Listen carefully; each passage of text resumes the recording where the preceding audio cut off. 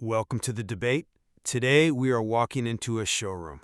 You know the one. Marble floors, scale models lit up like jewelry, the smell of expensive coffee, and a salesperson promising you that, this patch of sand is the next downtown Dubai. We are dissecting the high-stakes, high-glamour world of UAE off-plan real estate. But we aren't looking at the brochures, we are looking at the engine room. And that engine is definitely louder, messier, and far more complex than most people realize. We're breaking down the off-plan illusion, Mastering UAE Real Estate Investment by Dr. Pooyan Ghamari. And this isn't a guide on where to buy. It's more of a forensic analysis of how the market actually works. I mean, it argues that the gap between the marketing promise and the financial reality, well, it isn't accidental, it's structural. Exactly. The central question we are wrestling with today is uncomfortable, but I think it's necessary. Is the off-plan market a legitimate investment vehicle for the individual? Or is it merely a sophisticated mechanism for transferring development risk from the builder's balance sheet to yours? That is the essential question, but I'm going to push back on the fatalism right out of the gate. Yes, the risks are undeniable. I get that. But arguing that the entire asset class is a trap it's just too reductive. The question isn't just about the risk transfer. It's about whether a disciplined investor, someone armed with the right data, can exploit that risk to find genuine alpha. The text doesn't say don't buy, it says don't buy blind. I admire the optimism, I do. But my reading of the material leads me to a much darker conclusion. I'll be arguing that off-plan is primarily a financial sequence designed to fund developers. It acts as a trap for investors who mistake a payment plan for flexibility. You think you're buying an apartment. The data suggests you're essentially providing an interest-free loan to a construction company. That's the cynical view, certainly. I see it differently. I believe that while the illusion is very real for the uninformed, the tourist investor, the material provides a roadmap. It outlines specific filters and matrices that allow a sophisticated investor to succeed. The danger isn't the model itself, it's the lack of discipline in navigating it. Okay, but let's test that discipline. I want to start by framing what Ghamari calls the off-plan illusion. The core thesis here is that most investors enter this market believing they're buying a tangible asset, property. But the reality is they are buying a position in a financial sequence, and that sequence is, more often than not, rigged against them. I mean, look at the architecture of off-plan pricing. This was a real wake-up call in the text. Developers do not price units based on intrinsic value or construction costs. They price based on absorption targets and cash flow needs. The price is determined by what the developer needs to keep their funding model alive at that specific moment, not what the unit is actually worth on the open market. Okay, but isn't that just standard practice in development economics, though? You price to cover debt service and construction milestones. Sure, but here is the distortion that just kills the investor's return. We see this with the launch window trap. Phase 1 is priced to generate headlines, to create the buzz, get the queues forming. But by the time you get to Phase 3, if momentum slows, and it almost always does, what does a developer do? They don't lower the list price because that would anger the Phase 1 buyers. No. Instead, they offer incentives. They throw in a 4% fee waiver, they offer a furniture package worth 50,000 dirhams, a post-handover payment plan. So if you bought in Phase 1, you are now competing against Phase 3 inventory that is effectively cheaper than what you paid once you factor all that in. You haven't bought an asset, you funded a developer's cash flow, and your equity is being eroded by the developer's own subsequent sales strategy. You are effectively bidding against the person who sold you the asset in the first place. I don't disagree that this pricing architecture exists. It's a valid warning. But you're painting with a very broad brush here. The analysis highlights this as a predictable outcome for uninformed buyers, right? But it doesn't say the mechanism is broken. It says it requires a counter strategy. And this brings me to the concept of the discipline of patience. The text argues that the market operates in waves. The illusion you speak of is most dangerous during these high momentum periods when investors act on FOMO, fear of missing out. But Ghamari explicitly states that the best positions are taken mid-cycle when the frenzy has passed and, reality resets expectations. Waiting for the frenzy to pass is easier said than done when the entire machinery of the city is screaming, "Buy now," and showing you charts that only go up. Of course. That's why you need the scoring mindset, which I'm sure we'll get to. The problem isn't the off-plan model. It's the emotional deployment of capital. If an investor refuses to deploy capital based on a brochure and instead waits for the data to stabilize, the risk transfer you're so worried about can be managed. The text isn't a do not enter sign. It's a manual for how to enter without getting slaughtered. It just shifts the responsibility from the developer's marketing to the investor's diligence. I'm not convinced, because that reasoning assumes the investor has more power than they actually do. Let's look at the primary tool developers use to hook these disciplined investors: the payment plan. In the marketing world, a payment plan is sold as the ultimate flexibility. Pay 1% a month, they say. Own a home for the price of a dinner. But I'd argue, based on the analysis in the text, that these are actually control mechanisms. Let's just break down the math. If you're on a 60-40 plan, paying 60% during construction and 40% on handover, you are effectively financing the build. You are the bank. This maximizes developer optionality. They get your cash to pour concrete while you absorb the project risk. If the market tanks during those 3 years of construction, you're completely locked in. The source makes a chilling point.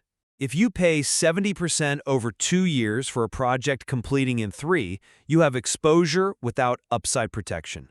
You aren't getting flexibility, you are getting a liability that is masquerading as an asset. That's a compelling argument if you just sign the paper blindly. But have you considered the concept of reverse engineering the plan? The text suggests that sophisticated buyers don't just accept the plan, they deconstruct it to see where the leverage actually lies. The issue isn't paying during construction, it's the ratio of capital at risk to verification. Ghamari argues that if the capital at risk is calculated correctly, ensuring it doesn't exceed, say, 50% before you can verify the quality of the build, then the payment plan actually allows for capital efficiency. But how do you verify quality on a hole in the ground? That's the physical reality. You can't check the tiling when the foundation hasn't even borne. You're worried. You don't verify the tile, you verify the milestones. You're viewing the payment plan in isolation. The analysis says it must be viewed alongside delivery probability. If I'm a savvy investor, I'm calculating my exposure. If I can control a high-value asset with a limited equity deployment, say 30 or 40%, and I have verified the developer's track record of delivery, that isn't a trap, that's leverage. The payment plan becomes a tool for the buyer, provided they aren't blindly paying 70% into a project that hasn't moved an inch in 6 months.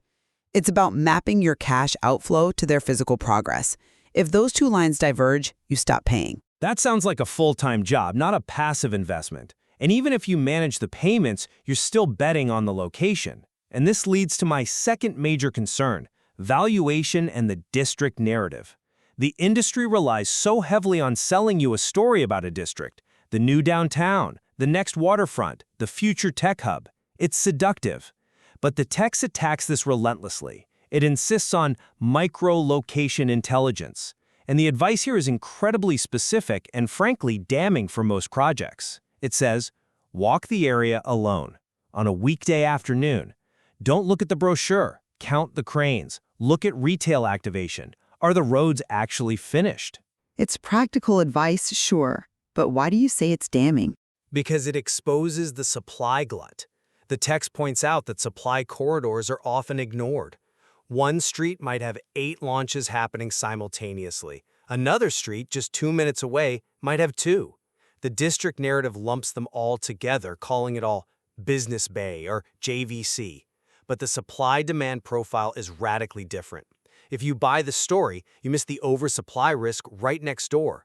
You might be buying into a hot district, but you're actually buying into a glutted street where you'll never find a tenant because there are 4,000 other units completing the same month. The district narrative is a fog that hides the competition. Right, I agree that the district narrative is often fluff used to sell bad units. But let's look at the alternative the source proposes: intersection analysis. It's not about ignoring the macro story. I mean, you need capital flows to the UAE for any of this to work. But it's about drilling down to where value actually pools. The source material explicitly mentions that new projects can outperform older stock, but only if they enter undersupplied segments or offer genuine differentiation. Dismissing the macro store entirely ignores why the market exists in the first place. Okay, but give me an example of intersection analysis working in practice. How does it separate the signal from all that noise? It's about finding those pockets where infrastructure is real, not just promised. The text says to look for tangible infrastructure and existing demand drivers. It's about finding the intersection where that district story meets reality. If you can find a project in a high-demand corridor that actually has finished roads, operational metro stations, and schools that are open today, well, the investment case holds up. You aren't betting on a bridge being built in 2030. You are betting on the traffic that is there today. The cynicism about the district shouldn't blind us to the value of specific, well-located supply. The map isn't the territory, but the territory still has value. I think that's a fair point on the nuance, but let's be honest. How many investors actually do that level of diligence? They look at the render, they drink the coffee in the sales center, and they sign. The text suggests most investors fail because they treat this like shopping, not rigorous analysis. And that's why I want to focus on the 5 filters. The source outlines a due diligence ritual. It takes 5 minutes, but it can prevent 5-year mistakes.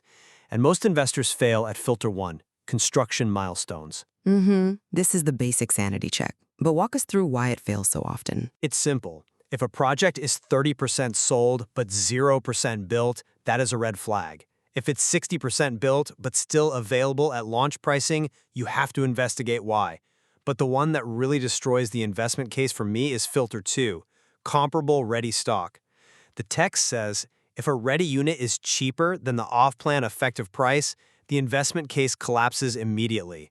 Why would you take construction risk, delay risk, and market risk to pay more than a unit you can rent out tomorrow? Yet people do it every single day.